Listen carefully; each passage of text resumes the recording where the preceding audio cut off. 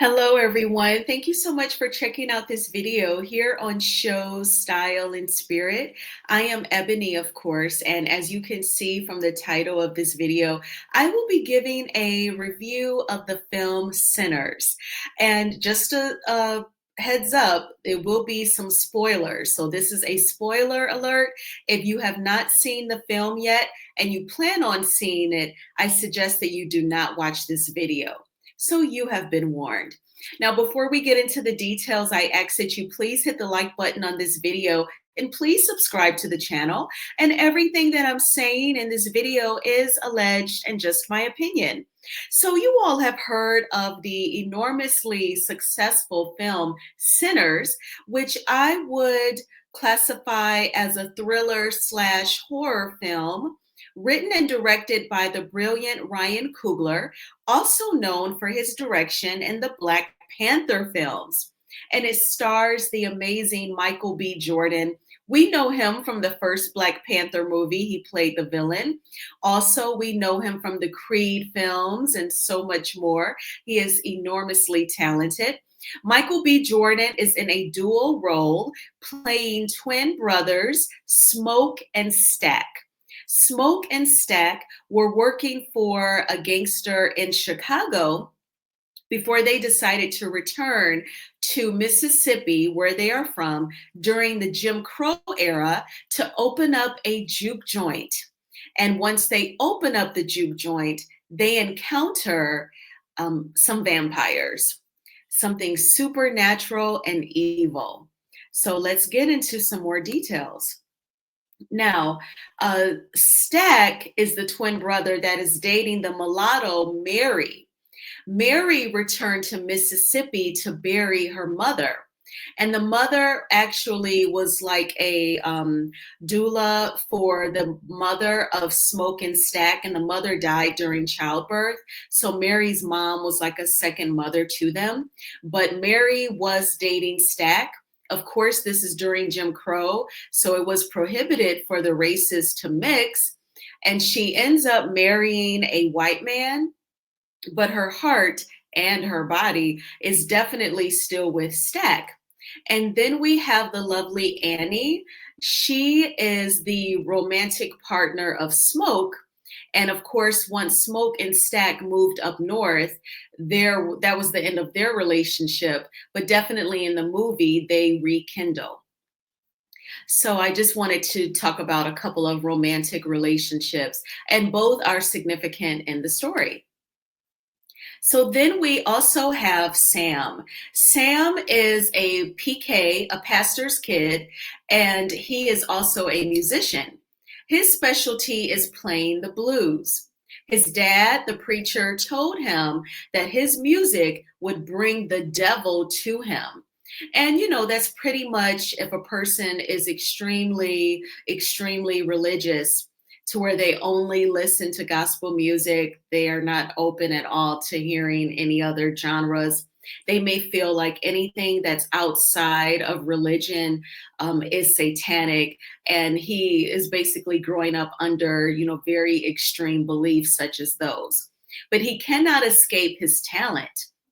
And in the picture above, this is when they were basically in town, Sam, Smoke, and Stack, and they are, recruiting people to help them out with their juke joint. To the left in that top picture is the veteran actor Delroy Lindo, which, by the way, Mr. Lindo does not age.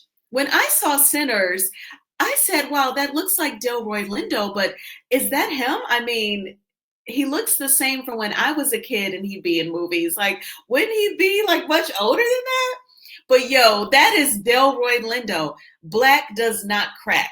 I need to find out what moisturizer he is using, okay? He looks amazing. So he is in the film as well. And Smoke and Stack, again, they were in town, recruiting people. They gave Smoke a bottle of beer that was made in Chicago. They were like, if you can come, help us work the door. We'll give you a ton of these for free. You can have all the liquor at the juke joint for free. So they were gathering people. And then, of course, the bottom picture is the church house where Sam's dad was the preacher. And I want to say here, with Sam being a musician, a blues musician, in the movie, for me, music represented Black culture and how Black culture is loved more so than Black people who actually create and carry out the Black culture. And there is a video of Barack Obama from years ago. The video, I see it on Instagram, where Barack says, subculture becomes main culture. So for any of us, quote unquote, minorities, I never liked the term minority. It sounded like we are less than simply because we're people of color, but it also includes women. But any culture that is derived from a minority group is considered subculture. And then anything that is of a white culture is mainstream culture. And Barack Obama says, subculture eventually becomes mainstream culture because they love it. And if you ever watch white content creators, whether it's here on YouTube, TikTok, or Instagram, they totally take the styles of Black content creators, from the lingo to when they're giving their opinion, how they express themselves. Of course, they adopt the accent. And it's because they enjoy it. They're entertained by it.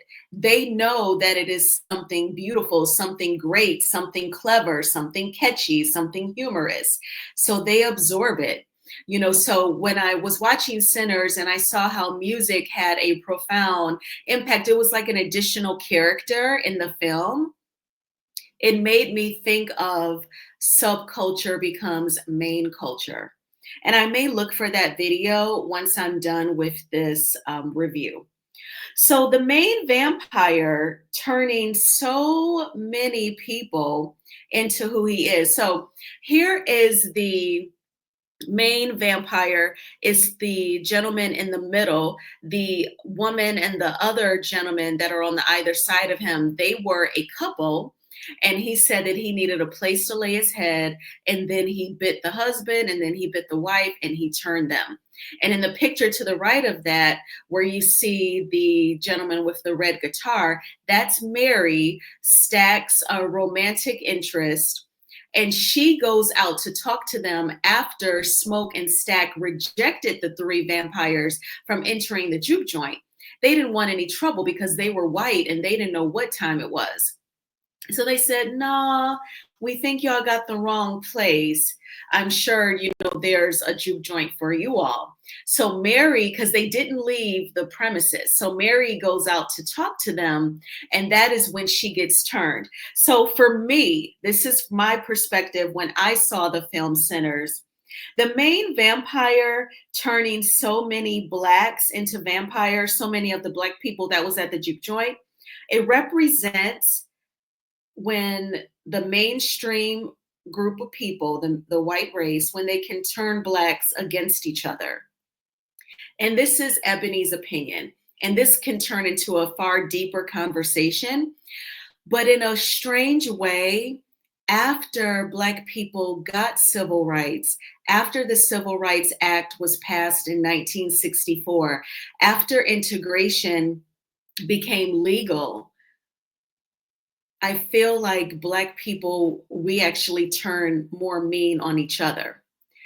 Now, I wasn't born in the 60s or 70s, but I still am a part of this race, and I was born into the civil rights. I can look back and read books and watch movies, and I do feel like, based off of what I'm reading and watching, that Black people were more united and it was more of a community before we had the civil rights.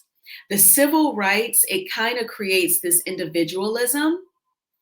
Even like with me, like I'm a single woman. I've never been married. I don't have children. I'm actually, and in a weird way, I'm thankful that I don't have children because I am single. And I feel like I have to look out for myself. I have to make the best decisions for this household. It's just me. But I feel like prior to civil rights, I would probably be a married woman. And together, the husband and I, we would make decisions together. And it would be more, it was just more of a collective. And I felt like when he's going to turn, pretty much nearly all of the guests at the juke joint, it did represent the mainstream culture and the rights that we gained, creating a division. And Mary is a mulatto. Not one of her parents was not black, but her mother was part black. So Mary, if you were to give it a percentage, she was like 25% black. That was just something mentioned really quick. Sam, the blues musician, he asked her and she told him. So she gets turned and she turned Stack, while they were in the middle of being intimate, y'all, during foreplay, she bit Stack and then, she put it on him. Okay. So it was kind of nearly graphic, sex scene, but she was getting it in after she bit him. And all these black people that you see outside, this is after the vampires were able to get inside the juke joint and they turned a lot of the guests, a lot of the black guests. So this is again, when I look at him biting those black people and turning them, that was creating division in our race. And for me, him turning the blacks was also representative of when we got our civil rights and we were able to integrate and move into whatever neighborhood we wanted to, go to whatever school we wanted to. That was the beginning of the division amongst our race. Now, I want to talk more about the mulatto character, Mary. So, on one hand, she represents the possibility of the Black man going down in an interracial relationship. In the words of Carlos King, let's have a real conversation. I've discussed with girlfriends, the Kardashian women and the Black men that they've dated, like his last name is Odom, the basketball player. He's had like some serious addiction problems allegedly. He was on Celebrity College Hill talking about, because of abusing drugs, he struggles with memory. And to me, he seems socially awkward. And I can't blame that on Kourtney Kardashian, but it just gives a pattern. The optics look really bad. And then we all know all of the issues that Kanye West has. I made a video including him last night. And so sometimes there is that perspective where this mulatto character, Mary, could represent when the Black man indulges in an interracial relationship, and he steps outside of dating the Black women. It could be almost like a token of bad luck.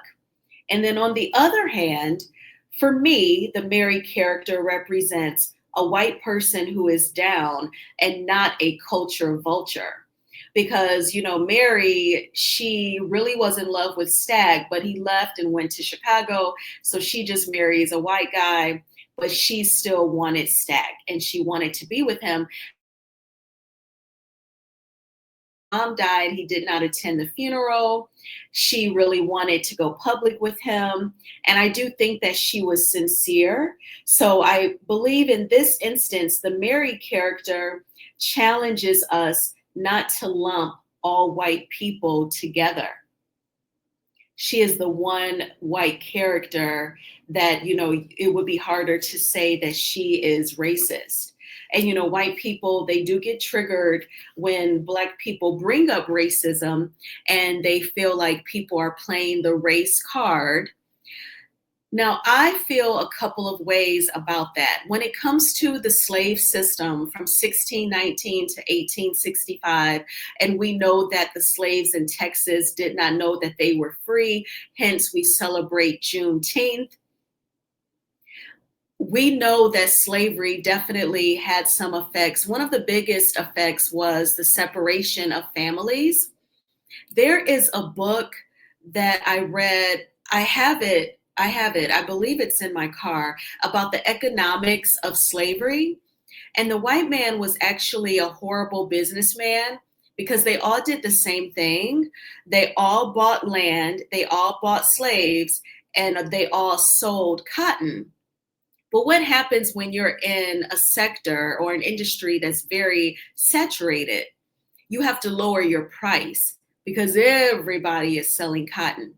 That's why they had to sell land and sell off the slaves that they bought, because they weren't making any money. You have to come up with another product to sell. You bought all these slaves, you need to give them something else to do versus picking cotton, because you have all these other slave masters who got their slaves picking cotton. And when they sold off the slaves, they didn't care that they were separating families. And I'm a nerd. I love to go to the museum. And here in Detroit, the Ford Motor Company was founded by Henry Ford. So there's the Henry Ford Museum. And it has the copies of the posters of when slaves were being sold for the auctions. And, the white man really assumed that the mulatto slaves would work harder. Of course, they found them more attractive. They thought it was best to sell like the toddlers because they're really young, and you can use them longer. Right now, they're really healthy. That was another a sign that the white businessman was really stupid, because they mistreated the slaves. So the slaves would die very young. The life expectancy back then, I believe, was around the late 40s, 47. But for slaves, it would have been much lower because they were being abused. They were being beaten. They were hardly fed. They were hardly clothed. In slave films, because they just can't have a bunch of people butt naked, the slaves had on clothes, but really it wasn't like that. If you watch 12 Years a Slave, there was a Black girl, she was just standing there butt naked. That was pretty much how it was, because they hardly took care of their investment. But the white man, all this DEI shit that they talk, they know deep down diversity is how they make their money. Because again, subculture becomes main culture. So they want our intellect and our hard work in their companies, in their industry. So they know diversity is how they have made all of their money. So now back to Sinners. So for me, Sinners ultimately is about, the film actually compartmentalizes racism from the individual. And it really talks about it having like a demonic spirit attached to the racism, any type of ism, racism, sexism, homophobia, all of that has a negative, dark, demonic energy attached. Because you'd have to be filled with a demonic spirit in order to drag a man like James Byrd was dragged in Jasper, Texas in 1998. 1998 was just 27 years ago, the late 90s, 34 years after the Civil Rights Act was passed, not that long ago at all. And he was dragged even then. So I want to talk about post-credit scenes. Ryan Coogler is a genius. So he did some post-credit scenes. Now, for those of you who are not movie buffs like myself, I just talked about how I saw Thunderbolts Friday night. That's a Marvel film. Marvel will give you post-credit scenes. So you sit there patiently, you watch the credits go up, and then there are more scenes. So the more seasoned gentleman to the right, that's Sam. He is an older man, and he has the scars where he was injured from the vampires. That main vampire, he really wanted Sam because Sam's soul was saved. His father was a preacher who had preached the gospel to him. Sam was not a scammer. He hadn't hurt anyone. He had a really good heart. He was a good person. So the main vampire wanted him, but he could not get him.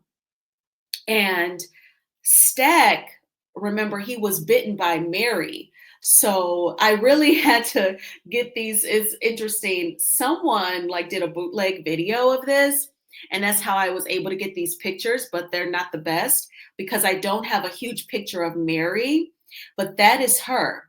Notice how Stack is wearing a Coogee sweater. Well, see, she got bit by the main vampire, and then she bit Stack. And vampires don't die. So in this scene, it's in the 90s. And Biggie rapped about, guys, players from Detroit wearing, Coogee sweaters. My brother wore Coogee sweaters. So, and it's the 90s. So Stack is wearing a Coogee sweater. He's got a high top fade. Mary's got her nails done, long French manicure, so 90s. And they go to this bar where Sam is playing. And Smoke made a deal with Stack. He said, "Do not turn Sam. Leave him alone." And Smoke let his vampire brother live. Now, let me go back. So Smoke was dating Annie, the beautiful chocolate sister to the right.